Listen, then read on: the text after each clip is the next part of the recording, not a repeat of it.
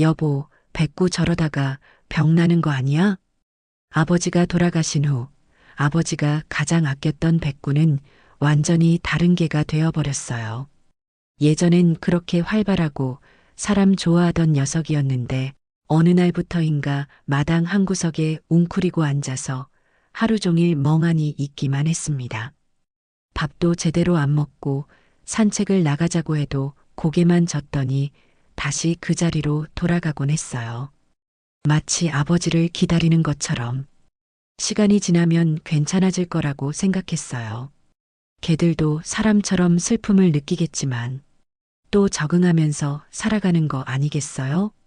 하지만 1년이 지나도록 백구는 변하지 않았습니다. 오히려 더 심해졌어요. 가끔씩 마당 한가운데서 하늘을 보고 길게 울부짖곤 했는데 그 소리를 들으면 가슴이 먹먹해졌습니다. 마치 아버지를 부르는 것 같았거든요. 그리고 그해 3월, 저희 가족의 운명을 바꿀 그날이 다가왔습니다. 아버지 일주기였어요. 가족들이 모여서 성묘를 가기로 했는데 그날따라 백구가 자꾸 눈에 밟혔습니다. 여보, 백구도 데려가는 게 어떨까? 제 아내 수경이가 조심스럽게 제안했어요. 아버지 만나면 기분이 나아질지도 몰라. 그래, 한번 데려가자. 아버지도 백구 보고 싶어 하실 거야. 성묘 당일 아침 백구한테 차에 타라고 하자 귀를 쫑긋 세웠어요. 평소 같으면 관심도 안 보였을 텐데 그날따라 꼬리를 살짝 흔들며 차 쪽으로 다가왔습니다. 백구가 나오네. 진영이도 신기해했어요. 정말 오랜만에 보는 백구의 적극적인 모습이었거든요. 아버지 산소까지는 차로 40분 정도 걸렸어요. 백구는 뒷자리에서 조용히 앉아 창밖을 바라보고 있었는데 산에 가까워질수록 점점 안절부절 못하는 모습을 보였습니다. 산소에 도착하니 바람 한 점 없이 고요했어요. 가족들은 성묘 준비를 하고 백구는 자유롭게 풀어놨죠. 백구야, 아버지한테 인사해야지. 진영이가 백구를 보며 말하자 백구가 천천히 무덤 앞에 가더니 가만히 앉아 무덤을 바라보더라고요. 한참을 아무 말도 하지 않고요. 아이고, 우리 백구, 그렇게 아버지를 좋아했는데. 가족들은 그 모습을 보고 모두 안타까워했어요. 그렇게 성묘 준비를 마저 하고 있는데 갑자기 백구가 무덤을 미친 듯이 파기 시작했어요. 백구야, 뭐 하는 거야? 저는 깜짝 놀라서 소리쳤어요. 백구는 앞발로 무덤의 흙을 격렬하게 파헤치며 낑낑거리는 소리를 내고 있었습니다. 백구 그만해.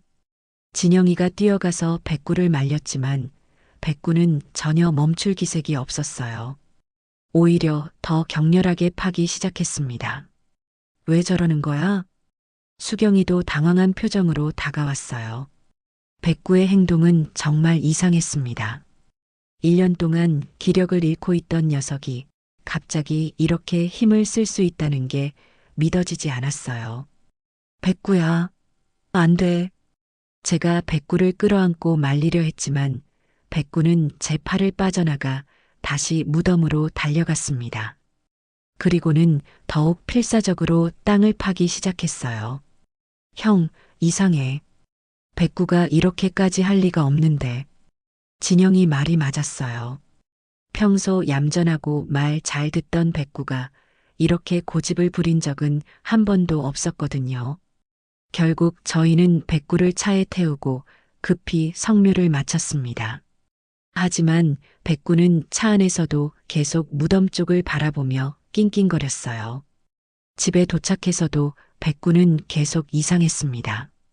마당을 빙글빙글 돌면서 킁킁거리더니 갑자기 하늘을 보고 길게 울부짖었어요. 그 울음소리는 평소와 달랐어요. 더 애절하고 더 간절했습니다. 그날 밤 저는 잠을 이룰 수가 없었습니다. 자꾸만 백구의 모습이 떠올랐어요. 그 필사적으로 무덤을 파던 모습, 차 안에서 계속 뒤를 돌아보던 모습. 설마 정말 뭔가 있는 건 아니겠지? 다음 날 저녁 저희 가족은 한자리에 모였습니다. 다들 어제 백구 행동 봤지? 제가 먼저 입을 열었습니다. 솔직히 말해서 뭔가 이상해. 아내도 고개를 끄덕였습니다. 진영이가 조심스럽게 말했습니다.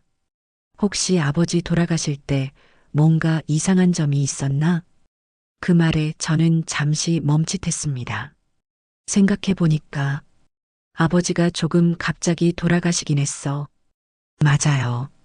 전날까지도 괜찮았는데 의사 선생님은 뭐라고 하셨어? 진영이가 물었습니다. 심장마비라고 했지. 연세도 있으시고 자연스러운 임종이라고.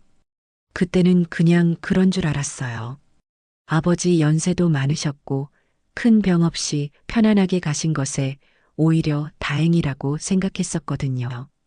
근데 지금 생각해보니 좀 갑작스럽긴 했어. 그래, 나도 그때 이상하다고 생각했어. 진영이도 고개를 끄덕였습니다. 형, 혹시 백구가 뭔가 알고 있는 건 아닐까? 걔들이 사람보다 감각이 뛰어나다고 하잖아. 수경이가 말했습니다. 동물들이 사람이 모르는 걸 안다고 하잖아요. 지진이 일어나기 전에 개들이 먼저 알아채는 것처럼 저는 깊은 한숨을 쉬었습니다. 솔직히 말해서 나는 확인해 보고 싶어. 파묘를 해보는 건 어때? 그 말이 나오는 순간 식탁 위에 정적이 흘렀습니다. 가족들 사이에서도 의견이 갈릴 수 있는 민감한 문제였습니다. 형, 그럴 필요까진 있을까? 진영이가 조심스럽게 물었습니다. 백구의 행동이 수상하긴 했지만 파묘까지 하는 건 너무 큰일 아닌가? 나도 처음엔 그렇게 생각했어. 하지만 그때를 다시 생각해봐. 1년 동안 풀 죽어 있다가 무덤에서 갑자기 그랬던 게 우연일까? 다른 게도 아니고 백구야. 백구가 얼마나 똑똑한데.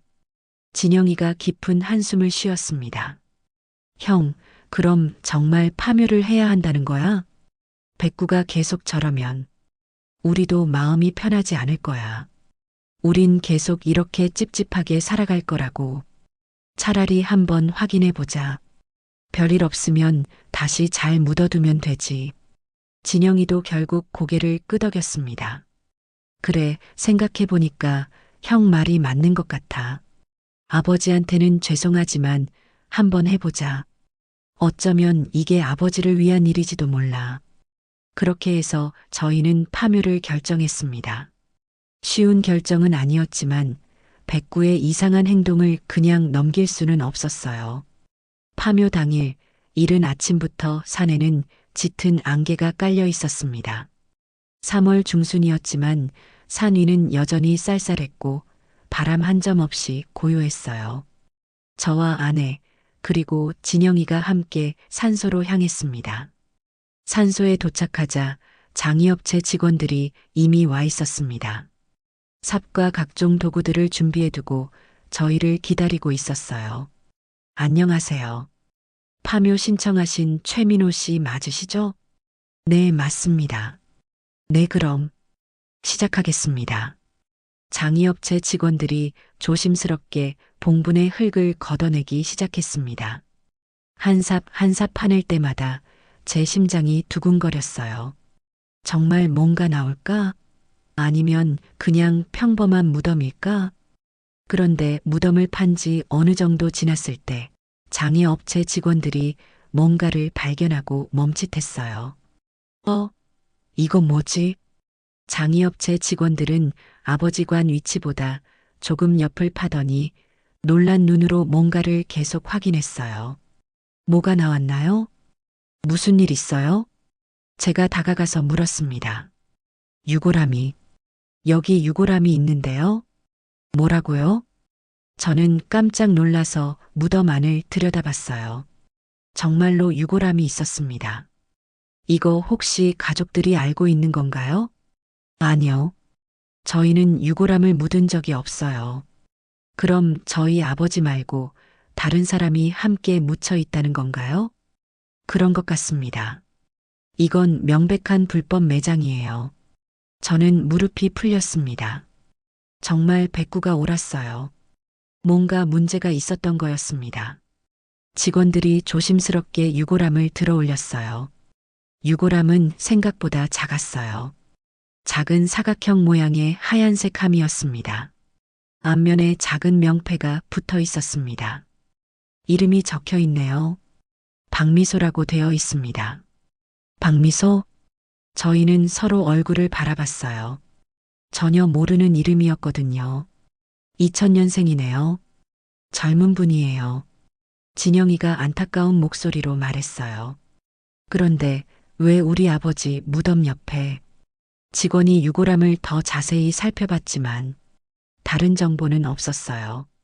이상하네요. 보통은 화장 날짜나 화장장 정보도 적혀 있는데 이름만 있네요. 혹시 언제 묻힌 건지 알 수 있나요? 흙의 상태로 봐서는 그리 오래되지 않은 것 같습니다. 일단 경찰에 신고해야겠어요. 저는 바로 112에 신고를 했어요. 경찰이 현장에 도착하는 데는 30분 정도 걸렸습니다. 신고하신 분이 최민호 씨죠? 네, 맞습니다. 경찰관이 상황을 확인하고 사진을 찍었어요. 유골함도 증거물로 임시 보관하기로 했습니다. 박미소라는 분에 대해서 아시는 게 있으신가요? 전혀 모르겠어요. 처음 듣는 이름이에요. 그럼 수사를 통해 신원을 확인해 보겠습니다. 며칠 시간이 걸릴 수 있어요. 경찰이 돌아간 후 저희는 집으로 돌아왔어요. 하지만 마음이 편하지 않았습니다. 박미소, 누구일까? 23살이면 정말 젊은 나이인데 아무 관련 없는 사람이 아버지 무덤 옆에 묻힐 리는 없고 뭔가가 있는 것 같은데 며칠이 지나고 경찰서에서 연락이 왔어요. 신원 확인이 쉽지 않은 상황입니다. 동명이인이 너무 많고 정보도 너무 제한적입니다. 그럼 어떻게 해야 하나요? 좀 더 시간을 두고 수사해 보겠습니다. 혹시 고인과 관련해서 짐작되는 분이 있으시면 연락 부탁드려요. 전화를 끊고 나서 저는 고민에 빠졌어요. 어떻게 해야 하지? 도대체 우리가 모르는 뭐가 숨겨져 있는 거지? 그저 이렇게 두고만 볼 수 없었습니다. 그때 문득 생각이 났어요. 아버지를 간병해 주셨던 순이 누나.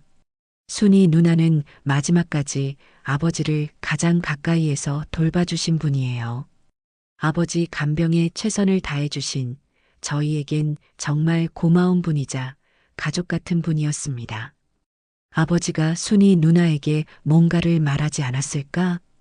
그래서 즉시 전화를 걸었어요. 여보세요, 순이 누나? 잘 지내시죠? 아, 민호 씨. 오랜만이네요. 어쩐 일이세요? 누나, 혹시 시간 괜찮으시면 저희 집에 좀 와주실 수 있어요? 아버지 관련해서 여쭤볼 게 있어서요. 아버님 관련해서요? 무슨 일인데요? 순이 누나의 목소리에 약간의 긴장감이 섞였어요. 전화로는 설명하기 어려워서 와주시면 자세히 말씀드릴게요. 별로 급한 건 아니니까 편하실 때 오세요. 그럼 조만간 갈게요. 며칠 후 순이 누나가 저희 집 배를 눌렀어요. 민호 씨 저 왔어요. 제가 일어나서 마중 나가려는데 백구가 갑자기 귀를 쫑긋 세우더니 마당으로 뛰어나갔어요. 대문을 열고 순이 누나가 들어왔고 백구와 순이 누나는 눈을 마주쳤어요. 그런데 그 순간 순이 누나의 얼굴이 확 밝아졌습니다. 어머, 백구야. 잘 지냈니? 순이 누나가 반갑게 소리치며 손을 내밀었어요. 백구는 꼬리를 살랑살랑 흔들며 순이 누나에게 달려가더니 다리에 몸을 비비기 시작했습니다. 제가 웃으며 말했습니다. 백구야, 순이 누나가 그렇게 좋아? 순이 누나는 백구를 쓰다듬으며 정말 반가워하셨어요. 우리 백구가 얼마나 기특한지. 제가 사장님 돌봐드릴 때 항상 옆에서 도와줬어요. 아이고, 여전히 잘생겼네, 우리 백구. 들어오세요. 저희는 거실로 들어갔어요. 순이 누나는 평소와 다름없이 편안한 모습이었습니다. 안녕하세요. 진영이와 아내와도 인사를 나누었어요. 정말 오랜만에 만남이라 다들 반가워했습니다. 그런데 무슨 일이세요? 아버님 관련해서 여쭤볼 게 있다고 하셨는데. 네, 사실은 저는 어떻게 시작해야 할지 망설였어요. 너무 갑작스럽게 말하면 놀라실 것 같은데. 얼마 전에 백구가 아버지 산소에서 계속 이상한 행동을 하더라고요. 그래서 파묘를 했는데 그 말을 하는 순간 순이 누나의 얼굴색이 순간적으로 변했어요. 밝던 표정이 사라지고 뭔가 긴장한 듯한 기색이 역력했습니다.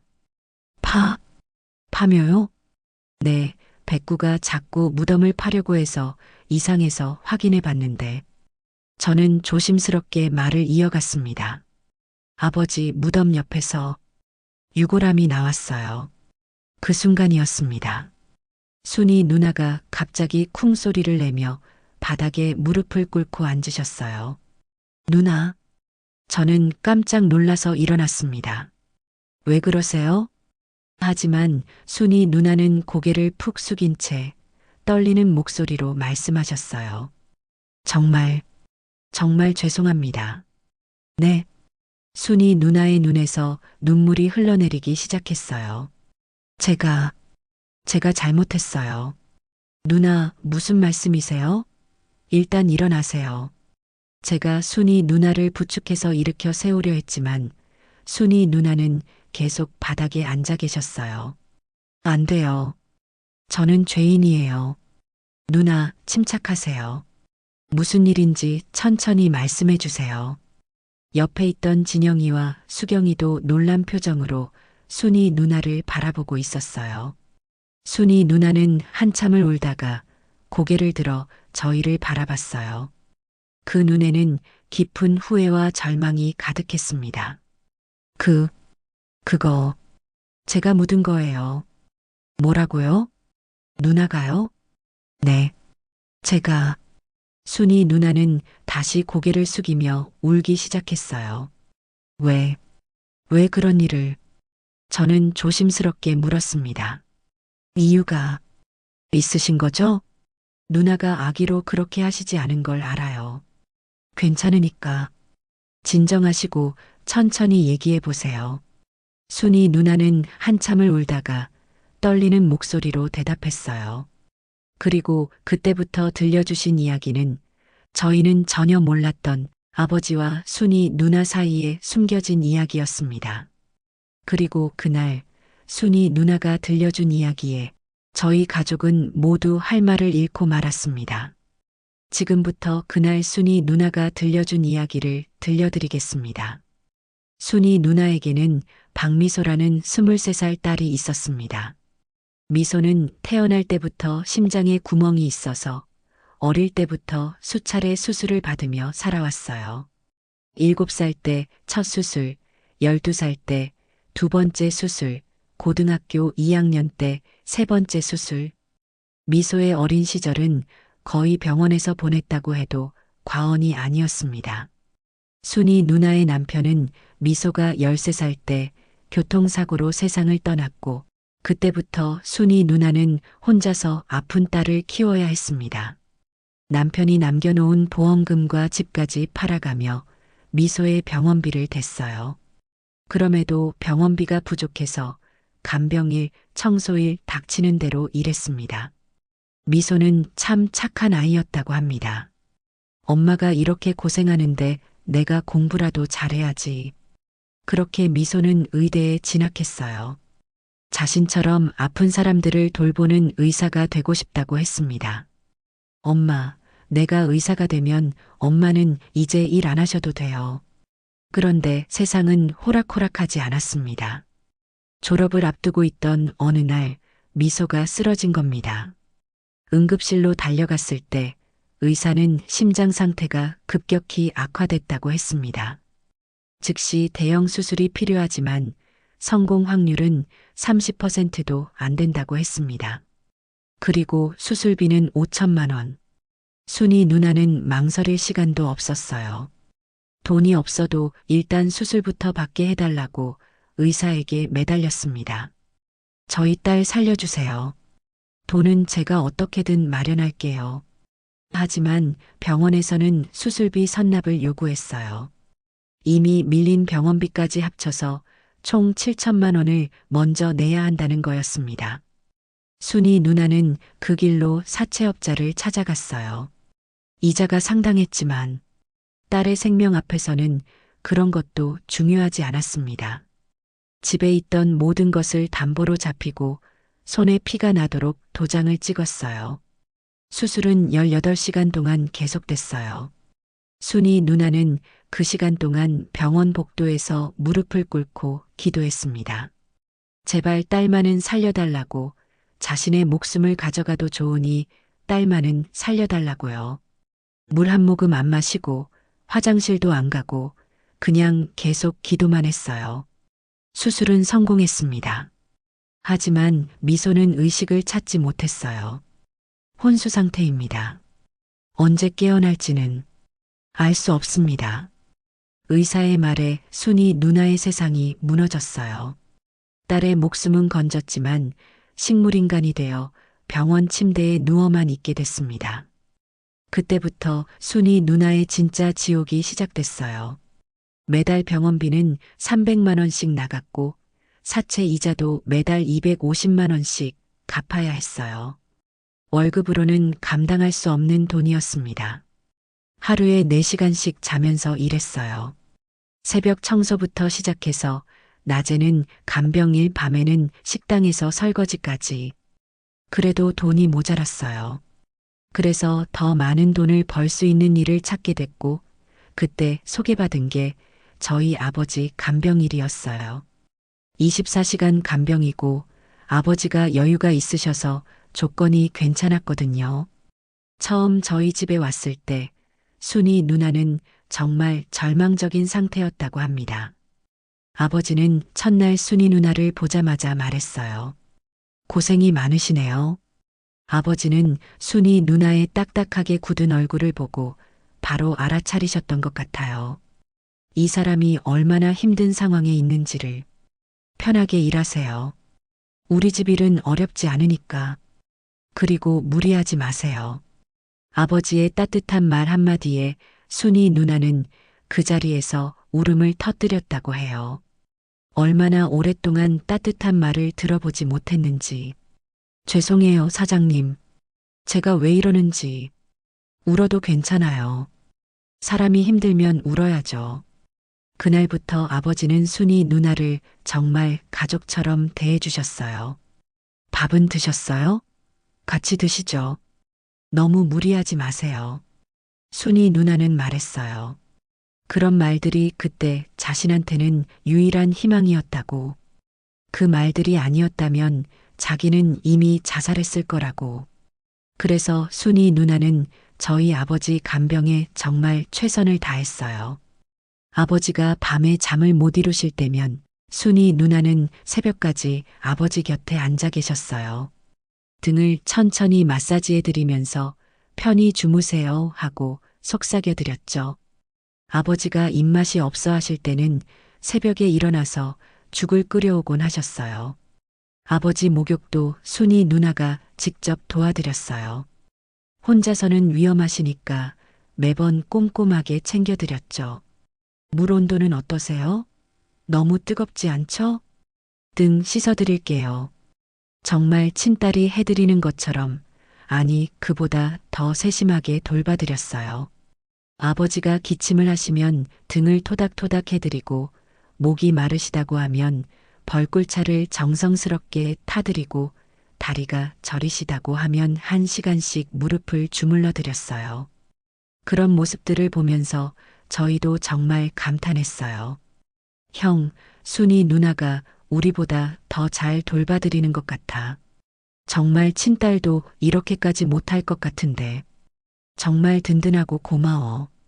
아버지도 그런 순이 누나의 마음을 누구보다 잘 느끼셨을 거예요. 그래서 누구보다 순이 누나를 많이 아꼈죠. 간병인을 한 지 일주일쯤 지났을 때였어요. 순이 누나가 아버지에게 조심스럽게 말했어요. 사장님, 죄송하지만 제가 매일 저녁 7시에 1시간 정도만 나갔다 와도 될까요? 무슨 일인데요? 제, 제 딸이 병원에 입원해 있어서. 그때 아버지는 순이 누나의 모든 사정을 알게 되셨어요. 딸이 식물인간 상태로 누워 있고 매일 저녁 면회를 간다는 것을요. 그럼 가셔야죠. 당연히 괜찮아요. 감사합니다. 빨리 다녀올게요. 하지만 아버지는 거기서 끝내지 않으셨어요. 병원비가 만만치 않을 텐데 어떻게 하고 계세요? 순이 누나는 대답을 못했어요.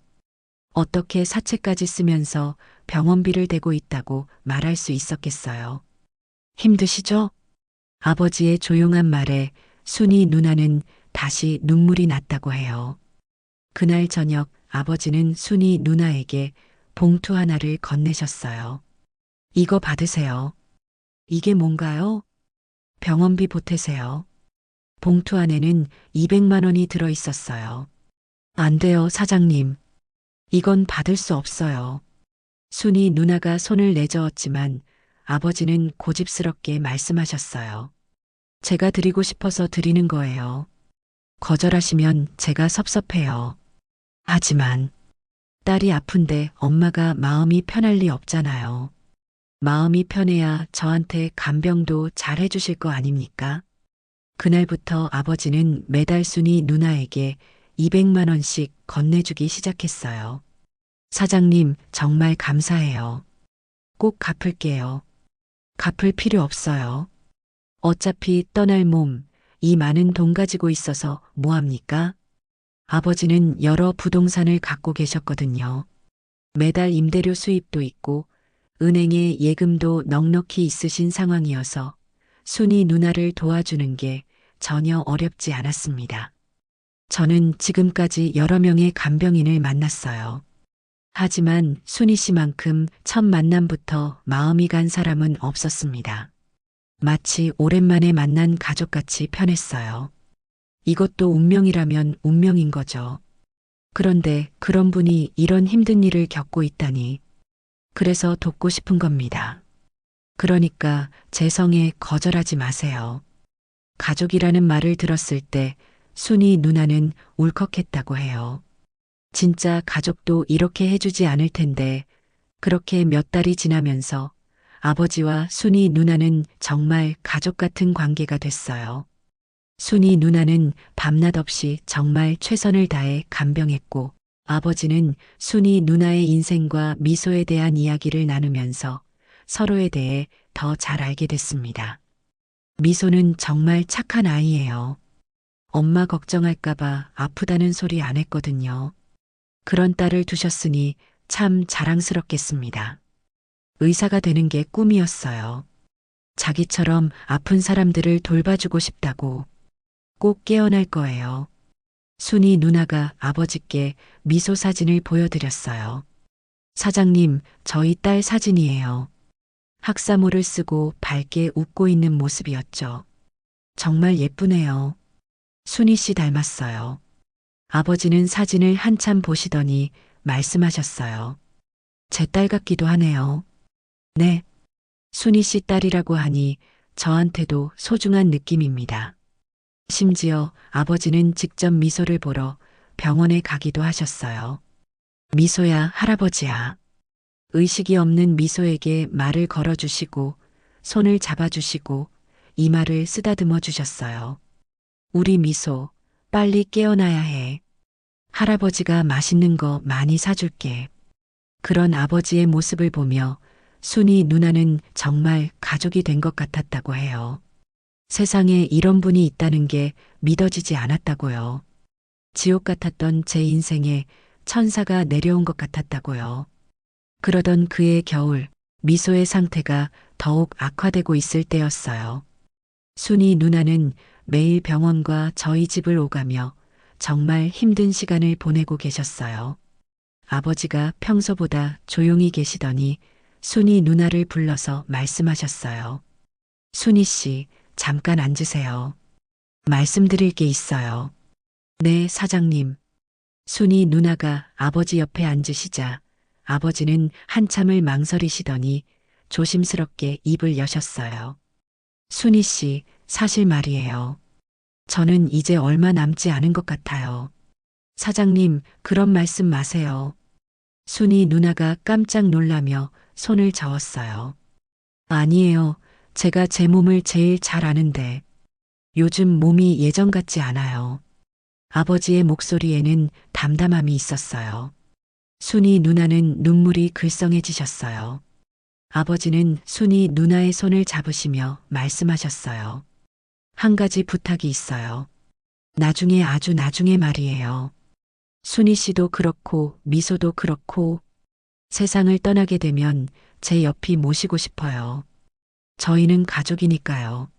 아버지는 아셨던 거예요.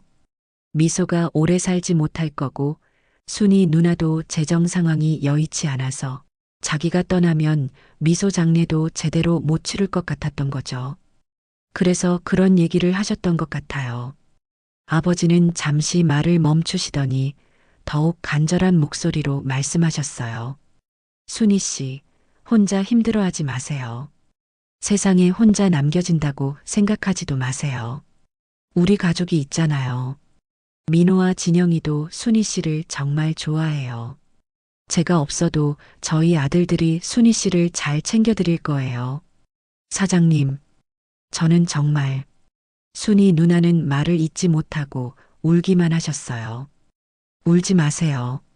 제가 감히 그런 곳에 감이라는 말씀 마세요. 우리 가족인데 당연한 거예요. 아버지는 미소를 지으시며 말씀하셨어요. 순이 씨 덕분에 제 마지막 시간이 이렇게 행복해요. 혼자였다면 얼마나 외로웠을까요? 그리고 미소 때문에도 제 마음이 따뜻해요. 제가 못다 키워본 딸을 가진 기분이에요. 저는 어떻게든 순이 씨와 미소를 끝까지 책임지고 싶습니다. 그게 제 마지막 바람이에요.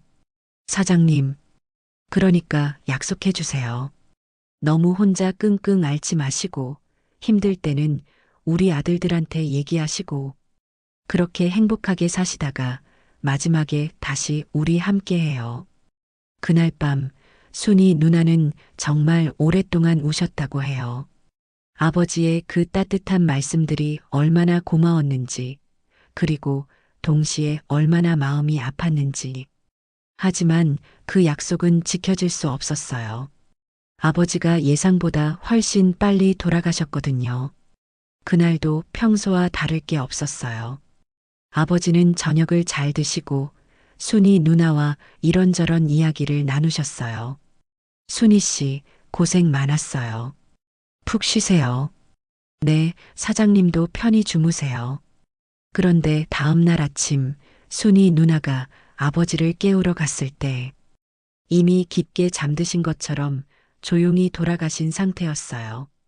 순이 누나는 그 순간을 잊을 수 없다고 했어요. 사장님, 사장님, 아무리 불러도 대답이 없었어요. 그 모든 과정이 꿈 같았다고 해요. 장례식에서 순이 누나는 정말 많이 울었어요. 제가 못 돌봐드렸어요. 순이 누나는 자책했어요. 만약 자신이 더 세심하게 살폈다면, 뭔가 이상한 징조를 미리 알아챘다면. 하지만 저희는 오히려 순이 누나를 위로했어요. 누나가 아버지를 가장 잘 돌봐줬어요. 정말 감사해요. 아버지도 누나 만나서 정말 행복하셨을 거예요. 그러니까 그만 안타까워하세요. 그렇게 장례식이 끝나고 순이 누나는 혼자가 됐어요. 아버지 간병일도 끝나고 수입도 없어지고 미소는 여전히 의식이 없는 상태로 병원에 누워 있고 그때 순이 누나의 마음이 어땠을지 상상이 안 돼요. 세상에서 가장 의지하던 분을 잃고 경제적으로도 막막하고 딸은 깨어나지 못하고 그리고 한 달 후 미소가 세상을 떠났어요. 미소가 세상을 떠난 그날 밤 순이 누나는 병원 복도에서 하염없이 울었어요. 세상에 혼자 남겨진 기분이었거든요. 미소 장례를 치러야 하는데 돈도 없었어요. 통장에 남은 돈은 고작 20만 원 정도였어요. 장례식장에 문의해 보니 가장 작은 빈소라도 300만 원은 들어간다고 했어요. 관가, 수의가, 화장비까지 합치면 500만 원은 넘을 거라고 했습니다. 결국 순이 누나는 가장 간소하게 장례를 치르기로 했어요. 빈소도 없이 화장장에서 바로 화장하는 것으로요. 미소야, 엄마가 이것밖에 못 해줘서 미안해. 화장장에서 미소에게 마지막 인사를 할 때 순이 누나는 정말 많이 울었어요. 화장을 마치고 유골함을 받았을 때 직원이 물어봤어요. 유골은 어떻게 하실 건가요? 봉안당에 모시시겠어요? 봉안당이 얼마나 해요? 가장 저렴한 곳도 300만 원 정도 하고 보통은 500만 원에서 1000만 원 사이예요. 순이 누나는 절망했어요. 그런 돈이 어디 있겠어요? 혹시 집에 둬도 될까요? 물론 가능하시죠.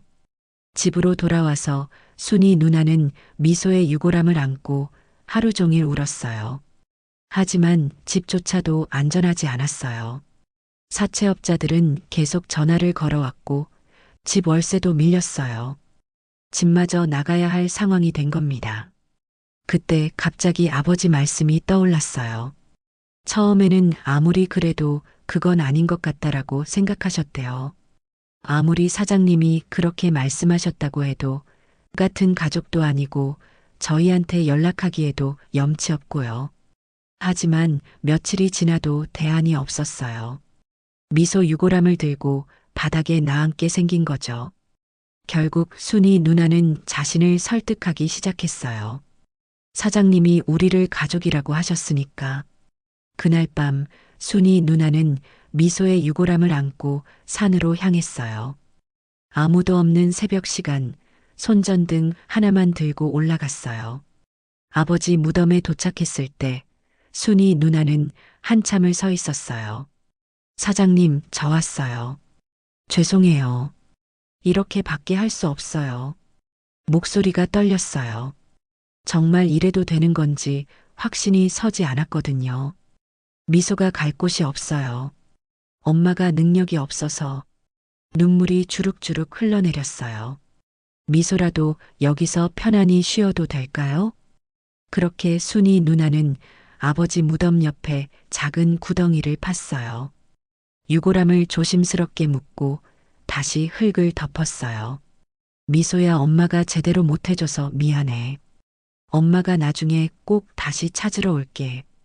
꼭 좋은 곳에 옮겨줄게. 사장님, 정말 죄송합니다. 그렇게 미소는 아버지 옆에 묵게 된 것입니다. 정말 죄송합니다. 제가 죄인입니다. 순이 누나의 마지막 말이 끝나고 거실에는 깊은 정적이 흘렀습니다. 저는 아무 말을 할 수가 없었어요. 목이 메어서 한마디도 나오지 않았습니다. 진영이도 고개를 숙인 채 어깨가 떨리고 있었고 수경이는 이미 눈물을 훔치고 있었어요. 이런 사연이 있었을 줄이야. 순이 누나는 여전히 고개를 숙인 채 말씀하셨어요. 정말 죄송해요. 제가 너무 이기적이었어요. 아무리 사장님이 그렇게 말씀하셨다고 해도 가족분들 몰래 그런 일을 한 게. 언니, 그런 말씀 마세요. 수경이가 먼저 말했습니다. 목소리가 떨리고 있었어요. 언니가 잘못한 게 아니에요. 이해해요. 괜찮아요. 그동안 많이 힘드셨죠? 진영이도 고개를 들었어요. 눈이 빨갛게 충혈되어 있었습니다. 저희한테 말씀하시지. 혼자 그렇게 고생하시고. 그때 백구가 조용히 일어나더니 순이 누나 앞으로 다가갔어요. 그리고는 순이 누나의 무릎에 머리를 올려놓았습니다. 백구야. 백구는 순이 누나의 손을 살짝 핥아주었어요. 누나. 제가 조심스럽게 말했어요. 아버지 말씀이 맞아요. 우리는 가족이에요. 민호 씨. 미소도 우리 딸이나 마찬가지예요. 순이 누나의 눈에서 눈물이 주룩주룩 흘러내렸어요. 제가 이렇게까지 했는데 정말 괜찮아요? 괜찮은 게 아니라 오히려 당연한 거예요. 수경이가 말했습니다. 언니가 우리 아버님을 그렇게 돌봐주셨는데 진영이가 덧붙였어요. 저희는 정말 괜찮으니까 아버지 묘 옆에 미소를 둬요. 그럼 미소도 외롭지도 않을 거고 아버지가 잘 돌봐주실 거예요. 그 말에 순이 누나는 더욱 큰 소리로 울기 시작했어요. 감사해요. 정말 감사해요. 저희도 모두 울었어요. 그 감동적인 순간에 눈물을 참을 수 있는 사람은 아무도 없었습니다. 며칠 후 미소를 아버지 곁에 안치하는 날이 왔습니다. 그날 아침 순이 누나는 일찍부터 오셨어요. 검은 한복을 곱게 차려입고 손에는 하얀 국화꽃 한 다발을 들고 계셨습니다. 미소야, 미안해. 엄마가 미안해. 순이 누나가 꽃을 바라보며 조용히 말씀하셨어요. 백구도 그날 아침부터 달랐어요. 평소보다 차분하고 경건한 모습이었습니다. 순이 누나는 한참을 아버지 무덤을 바라보셨어요. 사장님, 감사합니다. 좋은 가족을 만나게 해주셔서, 제 인생을 살려주셔서, 순이 누나의 목소리가 떨리고 있었어요. 저희도 무덤 앞에 서서 묵념했습니다. 아버지, 이제 걱정하지 마세요. 순이 누나는 저희가 잘 모실게요. 미소의 무덤은 저희가 직접 만들어줬습니다. 순이 누나는 작은 삽을 들고 계셨고 저희도 각자 도구를 준비했어요. 아버지 무덤 옆에 작은 구덩이를 파기 시작했습니다. 저희는 돌아가면서 땅을 팠어요. 30분 정도 지나자 적당한 깊이의 구덩이가 완성됐어요. 순이 누나가 유골함을 아버지 무덤 쪽으로 향하게 하며 말씀하셨어요. 미소야, 할아버지께 감사 인사드려. 그 다음에 조심스럽게 유골함을 구덩이에 안치했습니다. 순이 누나의 눈에서 눈물이 흘러내렸지만 이번에는 슬픔보다는 안도의 눈물이었습니다. 저희는 다시 흙을 덮기 시작했어요. 정성스럽게 조심스럽게 덮었습니다. 흙을 다 덮고 나서 저희는 주변을 정리했어요. 아버지 무덤과 자연스럽게 이어지도록 봉분도 조금 다듬었습니다. 순이 누나는 새로 만든 미소의 자리에 가져온 국화꽃을 한 송이 올려놓으셨어요. 미소야, 엄마가 자주 올게. 할아버지랑 잘 지내고 있어. 마지막으로 저희는 모두 함께 절을 올렸습니다. 집으로 돌아오는 길, 순이 누나는 계속 감사하다고 하셨어요. 정말 고마워요. 아니에요. 누나도 우리 가족이니까 당연한 거예요. 백구는 차 안에서 정말 평안해 보였어요. 며칠 전까지만 해도 불안해하던 모습과는 완전히 달랐습니다. 백구야, 이제 마음 편하지? 제가 백구의 머리를 쓰다듬으며 물었어요. 백구는 제 손을 살짝 핥아주었어요. 정말 오랜만에 보는 평온한 모습이었습니다. 그날 저녁 순이 누나가 돌아가신 후 저희는 모두 마음이 한결 가벼워진 기분이었어요. 이제 정말 끝난 것 같아. 진영이가 말했어요. 아버지도 기뻐하실 거야. 하지만 저는 아직 하나 걱정되는 게 있었습니다. 그런데 순이 누나는 앞으로 어떻게 사실까? 사채빚도 있으시고 간병일도 끝났는데 빚이 얼마나 된다고 하셨더라? 진영이가 물었어요. 매달 200만 원은 갚아야 한다는데 200만 원? 수경이가 깜짝 놀랐어요.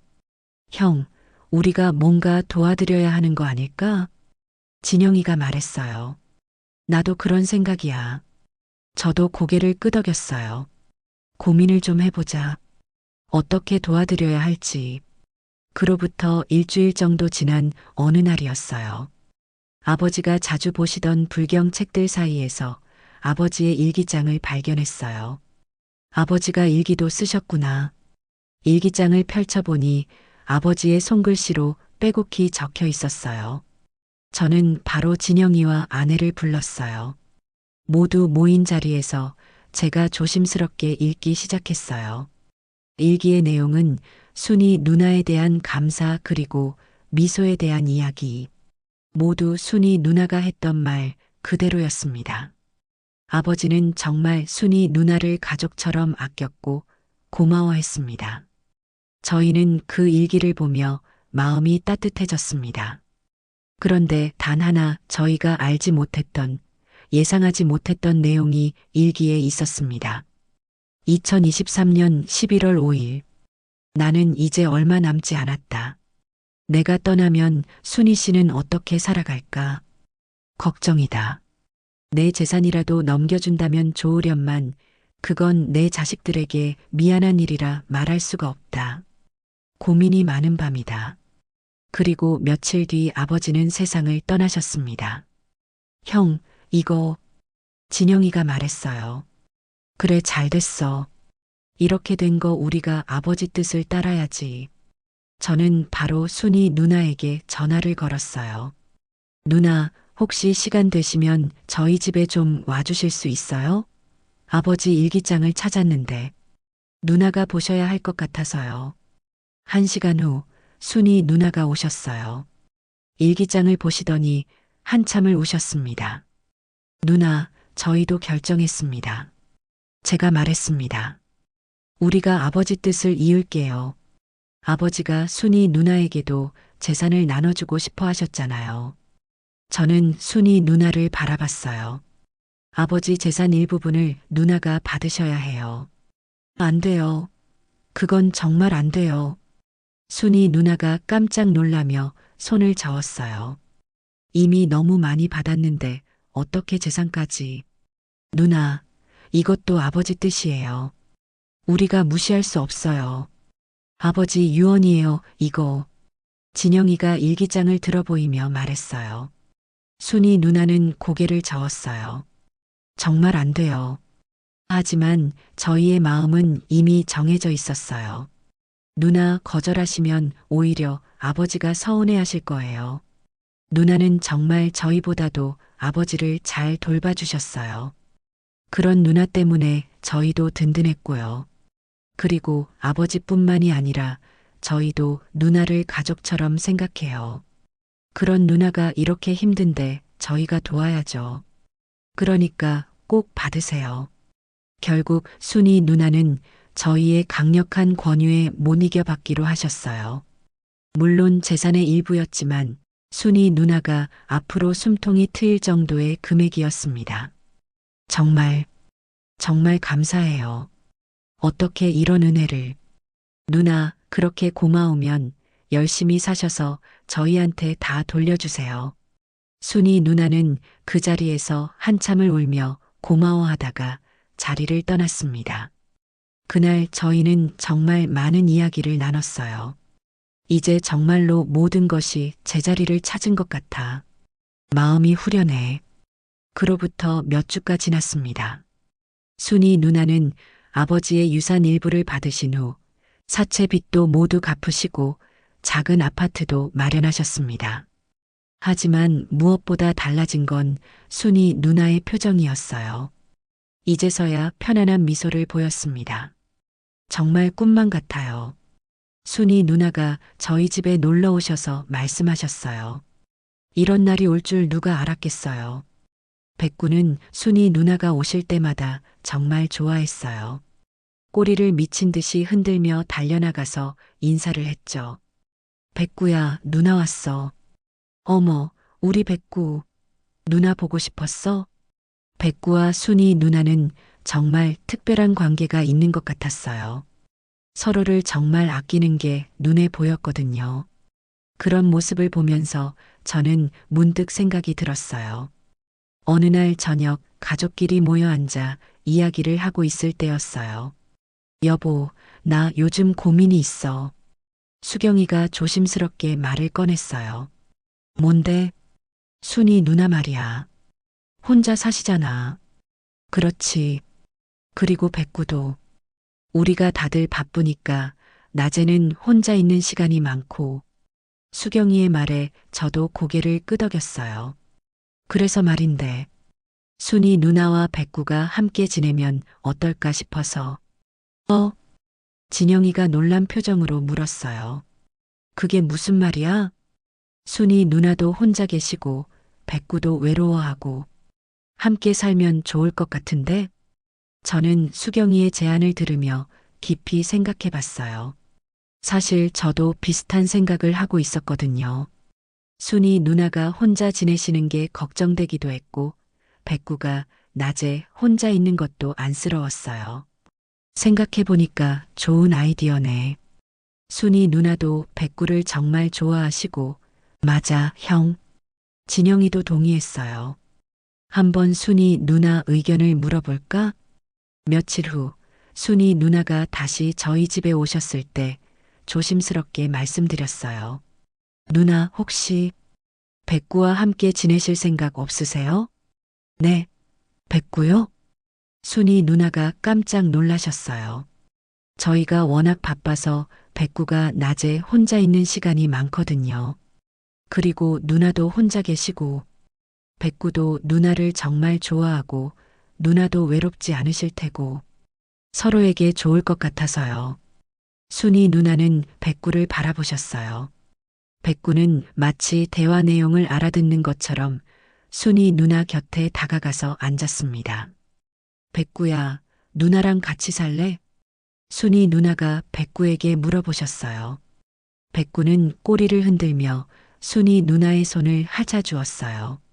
마치 그럼요. 라고 대답하는 것 같았습니다. 어머 봐요. 백구가 좋다고 하네요. 네, 좋아요. 저도 백구와 함께 있으면 정말 좋을 것 같아요. 그렇게 해서 백구는 순이 누나와 함께 살게 되었습니다. 백구가 떠나는 날 저희는 모두 아쉬웠지만 한편으론 안심이 되기도 했어요. 백구야, 순이 누나 잘 모셔드려. 제가 백구의 머리를 쓰다듬으며 말했어요. 백구는 제 얼굴을 빤히 바라보더니 작게 짖었어요. 알겠다는 듯이요. 자주 보러 올게, 백구야. 진영이도 백구를 안아주며 말했어요. 민호 씨, 진영 씨, 수경 씨, 정말 감사해요. 이제 저도 가족이 생겼네요. 그날 이후 순이 누나와 백구는 정말 행복하게 지냈어요. 일주일에 한 번씩은 저희가 순이 누나 집에 놀러 가곤 했는데 갈 때마다 정말 행복해 보였어요. 어머, 백구야. 산책 가자. 순이 누나가 말씀하시면 백구는 신이 나서 꼬리를 흔들며 따라갔어요. 백구가 정말 건강해졌네요. 제가 말했어요. 백구의 털도 윤기가 흐르고 표정도 훨씬 밝아졌어요. 저도 백구 덕분에 매일이 즐거워요. 순이 누나도 말씀하셨어요. 아침에 일어나면 백구가 반겨주고 저녁에도 함께 있어주고 정말 외롭지 않아요. 그리고 산책도 매일 하게 되니까 건강해진 것 같아요. 백구야, 순이 언니가 좋아? 수경이가 백구에게 물어봤어요. 백구는 꼬리를 흔들며 순이 누나를 바라봤어요. 정말 순이 누나를 좋아한다는 게 느껴졌습니다. 그렇게 1년이 흘렀습니다. 아버지 이주기가 다가왔어요. 그동안 저희 가족에게는 정말 많은 일들이 있었어요. 순이 누나는 이제 완전히 저희 가족의 일원이 되셨고, 백구는 순이 누나와 함께 정말 행복하게 지내고 있었습니다. 이주기 성묘 전날 밤, 저희는 모두 순이 누나 집에 모였어요. 내일 아버지 이주기네요. 제가 말했습니다. 벌써 2년이 지났다니. 정말 시간이 빠르네요. 그러게요. 정말 많은 일이 있었어요. 순이 누나가 백구를 쓰다듬으며 말씀하셨어요. 백구는 순이 누나 무릎에 머리를 기대고 편안하게 있었어요. 정말 평화로운 모습이었습니다. 백구야, 내일 할아버지 만나러 가자. 순이 누나가 백구에게 말씀하셨어요. 백구는 꼬리를 살짝 흔들어 보였어요. 아직도 아버지를 기억하고 있는 것 같았습니다. 다음 날 아침, 저희는 모두 함께 산소로 향했습니다. 순이 누나와 백구, 그리고 저희 가족 모두가 함께였어요. 3월의 산은 정말 아름다웠어요. 곳곳에 봄꽃들이 피어 있고 새들이 지저귀는 소리가 들렸습니다. 정말 좋은 날씨네요. 수경이가 말했어요. 아버님도 기뻐하실 것 같아요. 산소에 도착했을 때 저는 깜짝 놀랐어요. 무덤 주변에 작은 들꽃들이 가득 피어 있었거든요. 마치 누군가 일부러 심어 놓은 것처럼 예쁘게 피어 있었어요. 이 꽃들은 언제? 진영이도 신기해했어요. 작년에는 이런 꽃들이 없었는데 자연적으로 피어난 것 같네요. 순이 누나가 말씀하셨어요. 정말 예쁘네요. 마치 사장님이 우리를 위해 준비해 주신 것 같아요. 저희는 무덤 앞에서 차례를 지냈습니다. 아버지, 저희 왔어요. 제가 무덤에 대고 말했어요. 저희 모두 건강하게 잘 지내고 있어요. 사장님, 저도 잘 지내고 있어요. 순이 누나도 말씀하셨어요. 정말 감사해요. 미소야, 엄마도 이제 정말 행복해. 할아버지랑 함께 있어서 외롭지 않지? 그때 백구가 갑자기 일어나더니 무덤 주위를 천천히 걸어 다니기 시작했어요. 하지만 2년 전과는 완전히 달랐어요. 불안해하거나 파려고 하는 게 아니라 그냥 평온하게 걸어 다니는 거였어요. 백구가 인사하는 것 같네. 진영이가 말했어요. 백구는 무덤을 한 바퀴 돌더니 저희 앞으로 왔어요. 그리고는 무덤을 향해 앉아서 잠시 가만히 있었습니다. 정말 신기한 모습이었어요. 사장님, 백구가 인사드려요. 순이 누나가 말씀하셨어요. 백구야, 할아버지한테 잘 지낸다고 말씀드려. 백구는 한 번 더 짧게 짖었어요. 정말 말하는 것 같았습니다. 그 순간 바람이 살랑 불어왔어요. 무덤 위의 들꽃들이 바람에 흔들리면서 정말 아름다운 모습을 보여줬어요. 한참을 그렇게 있다가 저희는 일어났어요. 이제 가야겠네요. 아버지, 미소야, 저희 갈게요. 또 올게요. 백구도 마지막으로 무덤을 바라보더니 고개를 숙였어요. 집으로 돌아오는 길, 저희는 모두 마음이 따뜻했어요. 정말 좋은 성묘였네요. 순이 누나가 말씀하셨어요. 마음이 정말 편해졌어요. 저희도요. 백구는 차 안에서 정말 평안해 보였어요. 창밖을 바라보며 편안하게 있었습니다. 그날 밤 저는 정말 많은 생각을 했어요. 2년 전 백구가 무덤을 파던 그날부터 시작된 이 모든 일들. 처음에는 정말 당황스럽고 이해할 수 없었지만 지금 생각해보니 모든 게 일어날 일이었던 것 같아요. 아버지의 마지막 소원을 이루어드리고 순이 누나와 미소를 진짜 가족으로 받아들이고 모두가 행복하게 지낼 수 있게 만드는 그 모든 계획의 중심에 백구가 있었고요. 정말 영리하고 따뜻한 녀석이었습니다. 백구야 고마워. 오늘의 이야기는 어떠셨나요? 이 이야기가 여러분의 삶에 조금이나마 도움이 됐으면 합니다. 오늘도 건강하고 행복한 하루 보내세요. 지금까지 구름 같은 이야기였습니다. 감사합니다.